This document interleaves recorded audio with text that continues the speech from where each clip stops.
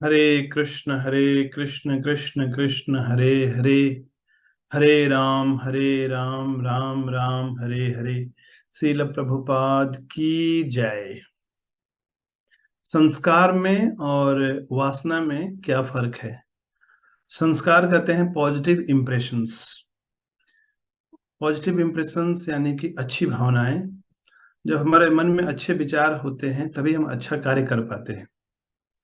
और वासना का अर्थ होता है निगेटिव इम्प्रेशंस, कूड़ा कबाड़ा, कचरा, जो मन में कई प्रकार के दुर्भावनाएं होती हैं। और जन्म जन्मांतर हम जो भी कार्य करते हैं उन कार्यों के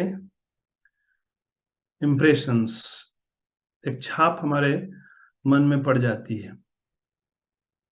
तो मन एक अंतःकरण है। जैसे बाह्यकरण है, इंद्रियां हैं, आंख कान नाक जिह्वा त्वचा, तो वैसे ही मन भी एक यंत्र है।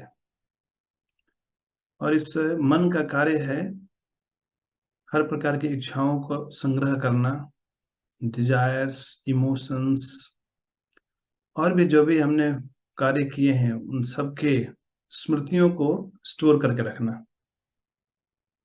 यही कारण है कि मानो मैं किसी से मिलता हूँ तो किसी को देखकर गुस्सा आता है। क्यों?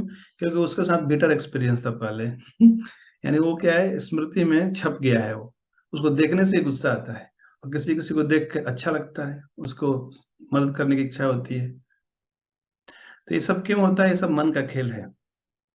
इसलिए मन के अंदर जो कुछ भी है अब उसको तो हटा नहीं सकते हैं, क्योंकि बहुत ही सूक्ष्म तरीके से मन में चीजें क्या है, घर कर लेती हैं।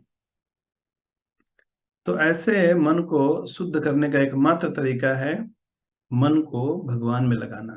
जितना हम पॉजिटिव स्टिमुलस, जितना हम सकारात्मक विषय देंगे मन के लिए, सोचने के लिए, विचार करने के लिए, उतना मन हमारा पवित्र होगा। और दूसरा कोई तरीका नहीं है। तो जो संस्कार, अच्छे संस्कार बनते हैं अच्छे कार्यों को करने से। न चाहते हुए भी यदि कोई व्यक्ति अच्छा कार्य करता है तो धीरे धीरे उसके अच्छे संस्कार बन जाते हैं। ठीक उसी तरह जैसे बुरे कार्यों को करने से बुरे कार्य करने की आदत बन जाती है, फिर व्यक्ति न चाहते हुए भी बुरा कार्य करता है। उसी तरह न चाहते हुए भी यदि अच्छा कर्म करे तो अच्छा कर्म करने का अभ्यस्त हो जाता है। और सर्वश्रेष्ठ कर्म क्या है? भगवान की भक्ति। तो भगवान के हमें संपर्क में आने के लिए अपने आप चारों तरफ से कुछ इस तरह के विषय रखने चाहिए। भगवान का एक विग्रह है, भगवान की तस्वीर है, या कोई भगवत गीता है, या कोई गुरु का तस्वीर है। इस तरह से जितना हम आसपास में भगवत संबंधी विषयों को रखेंगे उतना हमारे मन में अच्छे संस्कार उत्पन्न होंगे। तो ये छोटे छोटे कार्य हैं, लेकिन इसके इसे हमें महत्वहीन नहीं समझना चाहिए। इसका भी महत्व है।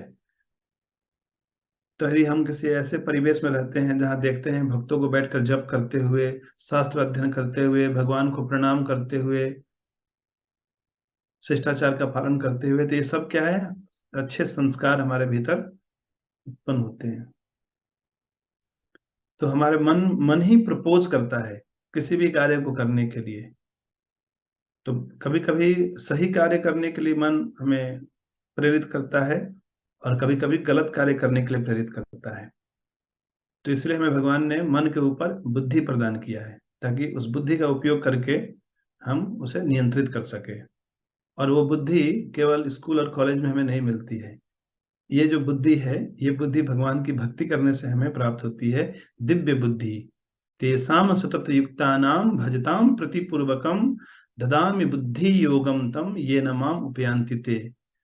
तो यही कारण है कि हमें नित्य प्रति प्रीतिपूर्वक भगवान का भजन करना चाहिए। भगवान का भजन करने से ही हमें अंदरूनी शक्ति प्राप्त होगी, और उस शक्ति के आधार पर ही हम इस अति उदंड, दुराग्रही और मतवाले मन को बस में कर सकते हैं। दूसरा और कोई तरीका नहीं है।